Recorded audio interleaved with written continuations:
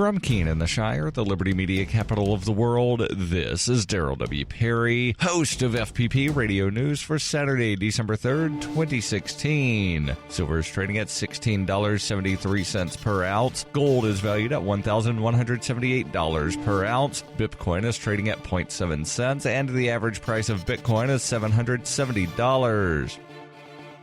Antiwar.com reports in an overwhelming 375-34 vote, the U.S. House of Representatives passed a massive $611 billion military spending bill. Though presented as the National Defense Authorization Act for 2017, the bill is only a portion of what the U.S. will ultimately spend on the military in fiscal year 2017. The bill includes bans on any closure of any military bases by the Pentagon, once again rejecting calls by the military leadership to get rid of costly unwanted bases, and also forbids the closure of the detention center at Guantanamo Bay. It also forbids the Pentagon from going through with a plan to reduce the number of active duty soldiers. Despite being far more money than the Pentagon and the administration sought, and despite being several times more than any other nation spends on their military in a year, Representative Mac Thornberry of Texas, the Armed Services Chair, complained that the bill was much too small and expressed hope that President-elect Donald Trump would push through another major spending bill in the early parts of 2017. Subsequent spending bills were expected at any rate, with the current spending caps theoretically limiting just how out of control the spending can get in an individual bill, and Congress having already decided to circumvent the caps by funding the wars only for a fraction of the year, necessitating an emergency supplement to be passed to continue wars that no one in this administration or the next has any intention of ending. The bill still has to pass the Senate, which it is expected to do early next week, with the removal of controversial riders authorizing military contractors to discriminate against homosexuals and requiring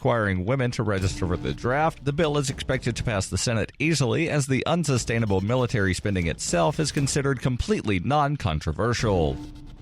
For nearly 40 years, Roberts & Roberts Brokerage has been a trusted source for buying and selling precious metals like gold and silver. They also take Bitcoin for precious metal purchases and have permanently removed the minimum purchase amount for all orders paid in the digital currency. Call Roberts & Roberts today for knowledgeable advice on buying and selling precious metals and a forward-thinking approach to new technologies. 800-874-9760 or visit online at rrbi.co.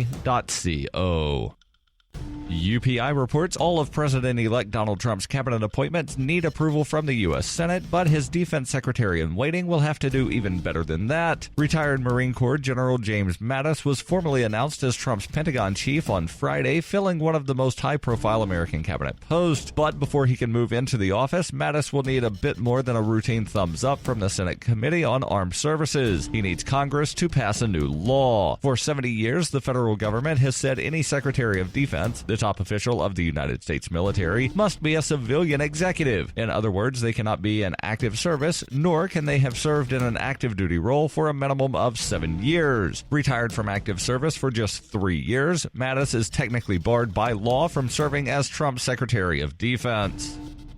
Cell 411 is a free app for Android and iOS that replaces government-controlled 911. Cell 411 allows you to preset a group of friends or private organization to show up in an emergency. Cell 411 is a nightmare to the state because it proves their so-called services aren't needed. Cell 411, because your friends won't shoot you when you're in trouble. Without the government, who would build the emergency services? You and Cell 411. Get it today at getcell411.com.